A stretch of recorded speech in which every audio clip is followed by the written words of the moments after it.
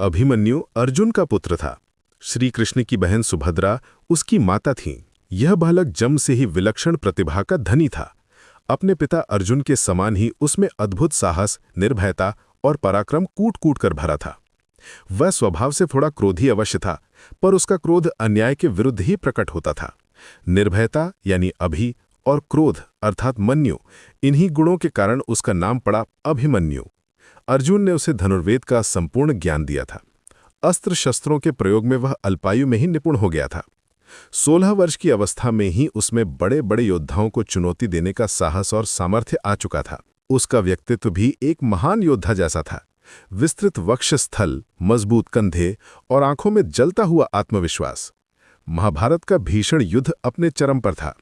पितामह भीष्म धराशायी हो चुके थे और अब गुरु द्रोणाचार्य कौरवों के सेनापति थे। अर्जुन युद्ध भूमि में प्रचंड अग्नि के समान बाणों की वर्षा कर रहा था।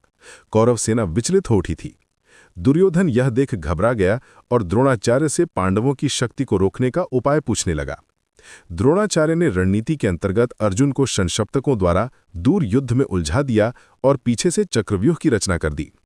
यह ऐसा व्यूह था जिसमें प्रवेश तो संभव था, पर बाहर निकलना अत्यंत कठिन। युधिष्ठिर चिंतित उठे, क्योंकि अर्जुन के अतिरिक्त कोई भी चक्रव्यूह भेदन नहीं जानता था। उसी समय अभिमन्यु सभा में आया। सभी को चिंतित देखकर उसने कारण पूछा। पूरी बात जानकर वो वीर बालक दृढ़ स्वर में बोला, आर्या, आप चिंता न करें। यदि मेरे पिता यहाँ नहीं हैं तो उनका पुत्र उपस्थित है। मैं चक्रव्यूह भेद सकता हूँ। युधिष्ठिर को संकोच हुआ। उन्होंने कहा, वत्स, तुम्हें चक्रव्यूह से बाहर निकलने का ज्ञान नहीं है।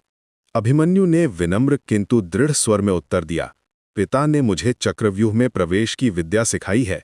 बाहर निकलने का मार्ग मैं अपने पराक्रम से स्वयं बना लूंगा। पांडवों का गौरव मेरे रहते नहीं मिटेगा।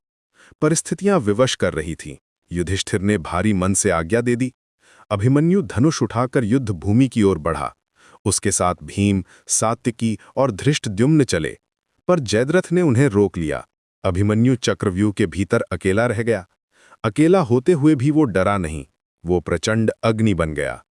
एक एक द्वार टूटता गया। बड़े बड़े महारथी उसके सामने टिक ना सके। कौरवों में हाहाकार मच गया।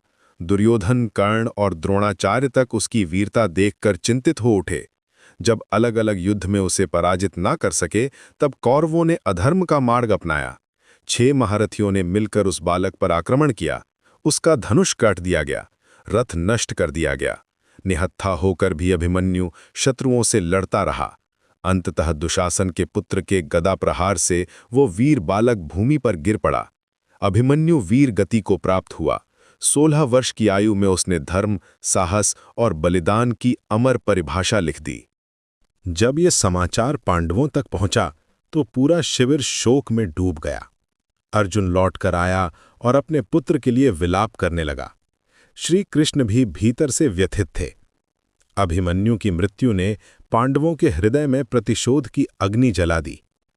अभिमन्यु की पत्नी उत्तरा गर्भवती थीं। अश्वत्थामा ने उस गर्भस्थ शिशु को नष्ट करने का प्रयास किया, किंतु श्री कृष्ण ने उसकी रक्षा की। समय आने पर उत्तरा ने एक पुत्र को जन्म दिया, परीक्षित, जो आगे चलकर पांडव वंश का दीपक बना।